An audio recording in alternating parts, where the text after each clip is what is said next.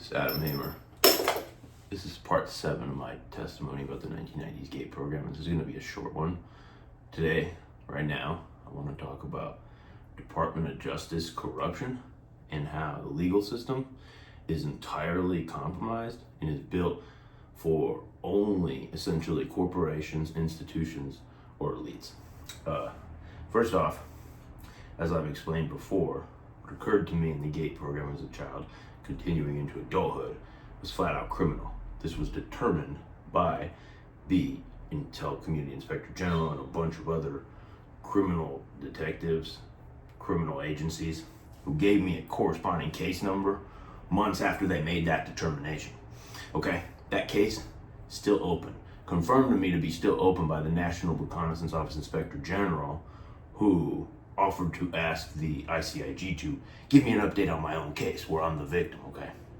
That update never came because the ICIG doesn't feel that any laws or rules apply to them, which they're wrong about. That is why I did what I did by making these videos, by taking action against the crimes that were committed against me, because no, I'm not going to accept catch and kill as a strategy from the DNI. No, that is not legal, and no, that is not okay. Furthermore, I'm also enrolled Native American. I'm enrolled in the Muskogee Nation, and I'm also Cherokee. So no, there will be no catch and kill from the ICIG because they want to cover up evidence of a crime committed against me that they know damn well they did. Further, as regards the DOJ took part in the finders. They not only helped cover it up, the Finders was a child abuse cult that had elements of acute occult abuse. Just as in my story, I was abused with occult props and all kinds of bullshit, and my neural data was collected during that. I'm gonna go on that more, go into more detail about how that ties into voodoo and that ties into psychic assassins and Manchurian candidates, as I've already started talking about. But the Finders is the same modus operandi, because the Finders is obviously part of Monarch 2 from a different era. The Finders, when they were caught doing these crimes, were literally written up by CBP. There's a CBP report you can look at on the FBI vault. It's between page 270 and 280. The FBI record cites the CBP logs about this crime, where they describe what occurred to those children as a CIA internal matter. Further, this book, great book, this chapter, The Finders, it says here, according to a custom service memo, the CIA and FCIA, Foreign Counterintel Agency, a distinct and autonomous organization within the FBI, were both involved in a mysterious group with behavior similar to the one in Nebraska. Known as the Finders, CIA ownership of this organization was kept secret for 7 years after local law enforcement uncovered its practice of, you guessed it, monarch-adjacent abuse and trauma-based mind control. So, the DOJ took part in Monarch. So did the CIA. According to them and the CBP, it's a CIA internal matter. According to Mr. Colby from the CIA, who was questioned in Congress about this, he also stated it was a something we don't do anymore. Not saying, oh, we don't do Monarch. It was saying we don't do that anymore. Acknowledging that they did do that, but just not anymore. And this was in the 90s, okay? And I suffered these crimes in the 90s too. Beginning, for certain, around 1994, and continuing longitudinally until present, but the childhood period was acutely hands-on and abusive when it comes to the crimes of the Intel Community Military. That said, all that was uncovered in Privacy Act filings, many of which I've showed you. Also, my own medical records, my own childhood art, some of which I've showed you. I'm gonna go into more detail about that. All of that has been presented to federal authorities. All that's part of the criminal investigation into who did this to me. When I spoke with the National Reconnaissance Office, and they refused to take more details about the case, that's because the case is classified now. That's because they communicated to me that literally it's not proper protocol for me to give additional details about crimes that I was subjected to as a child. And these black programs, to the criminal investigators, due to the fact of the classification, which is implied by what was stated, and the fact that there are now guardrails on the actual criminal investigation of this case, meaning me as a victim, I'm cut out of the process.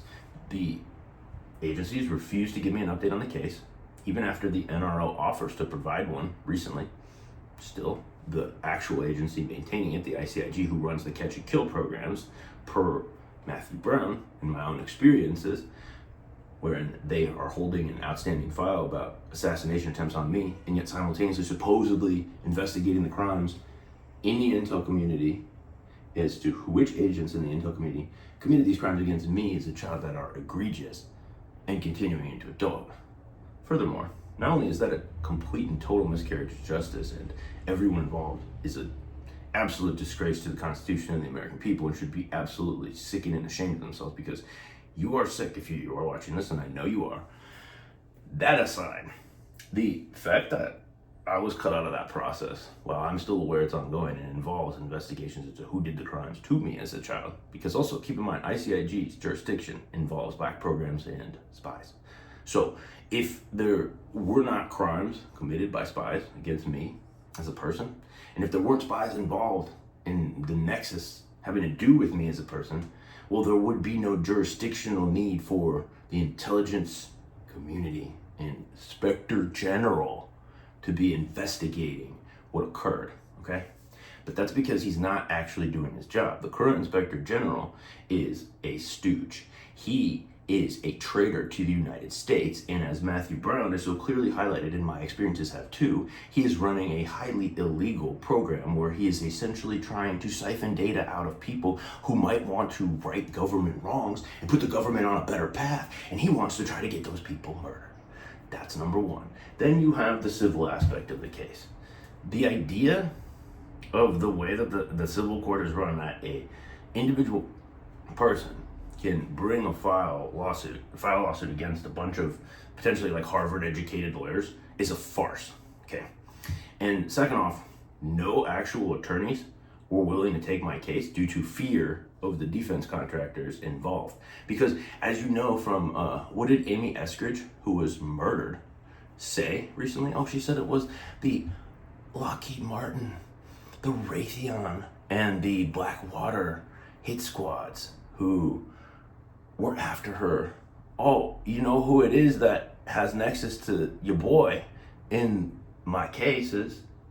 Oh, wow. You know who else I spoke to? I spoke to Blackwater. They know who I am. They go by a different name now. They call themselves Constellis. It's a favorite thing of these fucking evil companies. They love to change their name. Something fucking stupid. Like they go to fucking, like they watched Silicon Valley and they're like, oh, we're gonna holy our shit. We're gonna holy our shit. You know who else did that shit? DynCorp. DynCorp is known for child trafficking, and the current deputy secretary of the Pentagon, who's a corrupt bastard named Steve Feinberg, he used to run that shit. That company had to change its fucking name because it's known for the most evil, sadistic shit. And they changed their name from DynCorp to what? Amendum. What kind of dumbass name is that? That's foolish shit. That's straight up, they watch Silicon Valley and they're like, yo, what's the most unoffensive name we can pick? Where people will look at it and be like, hey, these dudes are normal. And then guess what? Amendum, well, go look at their contracts. They didn't change their business much, and they're not a very reputable company if you actually understand what they do.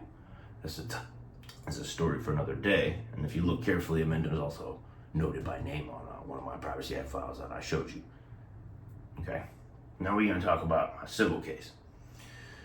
So, not only is it completely ridiculous that the way that the legal system is set up, I'm cut out of an active criminal case into crimes committed against me as a child into adulthood that I'm positive is ongoing, I've been told is ongoing, and I'm stonewallable from getting updates on, providing more information on to try to get justice, or even speaking to anyone about my rights as a victim and how to address what was done by the agents of the intel community and military, who clearly the government's aware because they're investigating who in the intel community did that, okay?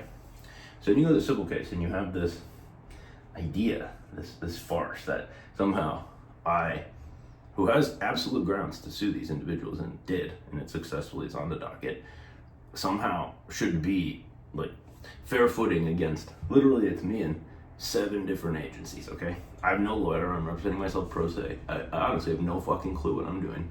Like, I read the local rules and procedures. It's very complicated, it's long as shit. I didn't go to fucking law school. I went to USC, but I didn't go to fucking law school.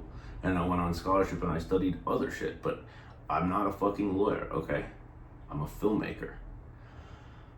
Separately, when I first filed my lawsuit, like I said, I don't know what the fuck I'm doing. So I filed a complaint, but I didn't realize that in order to get a judge to make a ruling about like compelling release of my files, I had to file it. It was called a motion. See, I didn't know that because I'm not a lawyer, okay? So when I filed my initial complaint, I put in lots of info about all of the misconduct, including the criminal case, including the lack of updates, including the lack of justice, but knowing it's still being investigated and it's about crimes against me, etc., etc. And I included all of the Privacy Act numbers that I'm pretty sure pretty much all the ones I read you were in there, or alluded to, because some of them I found the numbers like after or whatever. But okay. So, because I didn't file that initial motion to compel in-camera release of those files, it's been a real hassle ever since. And the defendants have claimed that they were missing a signed page from service, meaning like my initial complaint that I sent them, which I dispute because honestly, I have complete memory of double checking those envelopes and being sure that I checked every copy. Now, in the off chance that there really was a missing page, these people presented no evidence. They waited weeks and weeks and weeks to notify me.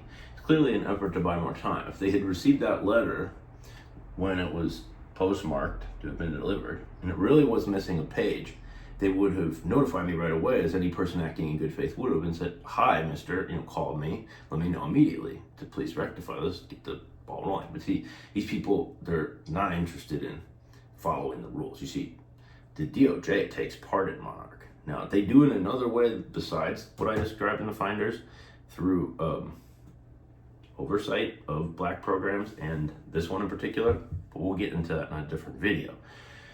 Now we're going to talk about how ridiculous it's been to try to get these files compelled release when I forgot to file that to begin with because I didn't know what I was fucking doing, okay?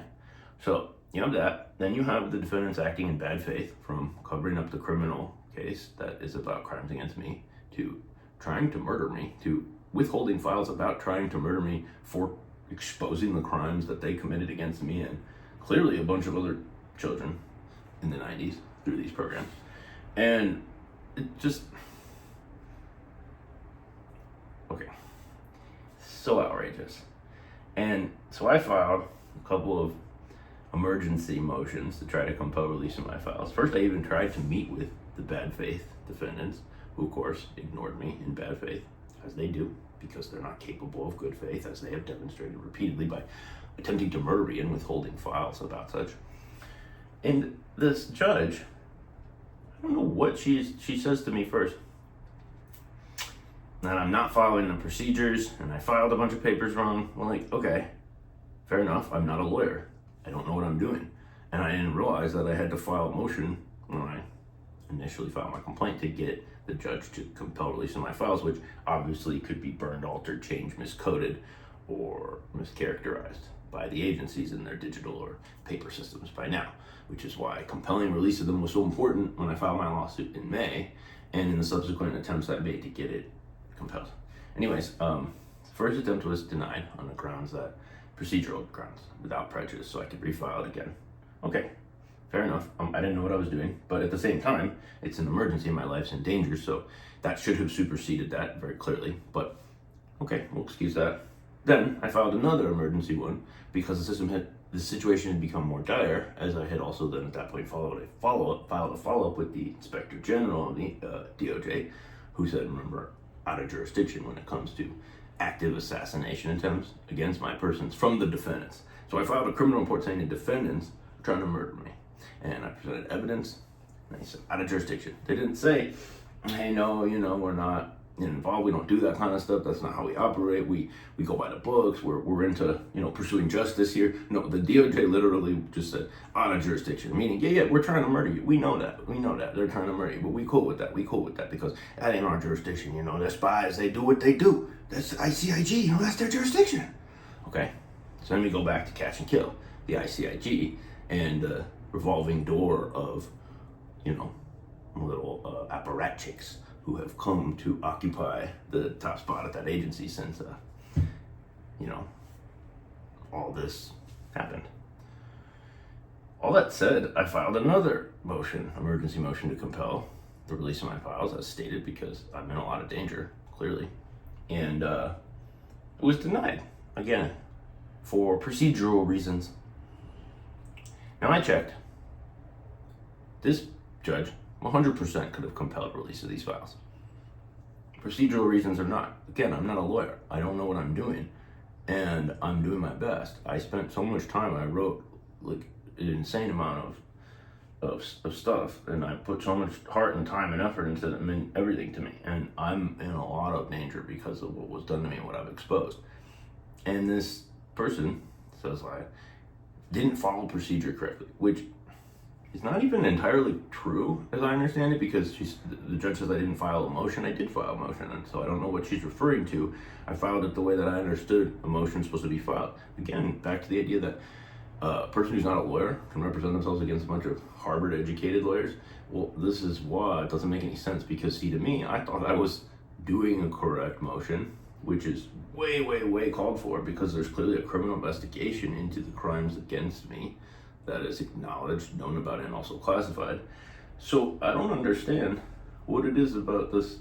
Like, why in the world would this person not just demand to see the open criminal investigation file and deliver my justice, instead of telling me that I'm not following correct civil procedure when this isn't a civil matter? There's an active criminal case that involves crimes against me as a child, committed by agents of the state under false cover of national security. Again, using national security to cover up crimes is a violation of federal law. It's a violation of the crime fraud exception. It's also a violation of just the American Constitution and my basic rights as the victim. That said, all this is basically a farce, because this judge should have ordered a long time ago to have those files turned over, for the reason being that these defendants are busy destroying and miscoding and acting in bad faith, as they have shown themselves only capable of doing. So the fact that this judge wants me to follow every exact procedural, the exact way that a Harvard lawyer would, but I don't know what I'm doing and I'm trying my best, is a complete failure of the justice system at a giant level, especially as comes to this program, because this is a bunch of horrific abuses of power that are not disputed. They are being investigated by actual criminal agencies who specialize in investigating spies and their misconduct. And further, these agencies are known for being corrupt, as I showed before. But this is just a little bit of what I wanted to talk about, because basically, if you have a lot of money or you're a powerful company, like these people who did this are, they can hire 100 lawyers and they can make up whatever they want. And then the DOJ takes part in Monarch, took part in the finders. So what they'll just do is they'll say, like they did here, it's a CIA internal matter. So, even if the crimes occurred to me, what they're really claiming is just like in the Catch and Kill article, oh yeah, well, spies did the crime and they got immunity, so they ain't crimes. We were allowed to abuse you as a child because we're spies. That's what the ICIG is claiming. And that is flat out unacceptable, illegal, shameful. And to end on this note, and to remind the ICIG of something not shameful and how to behave, I'm going to ring the gong.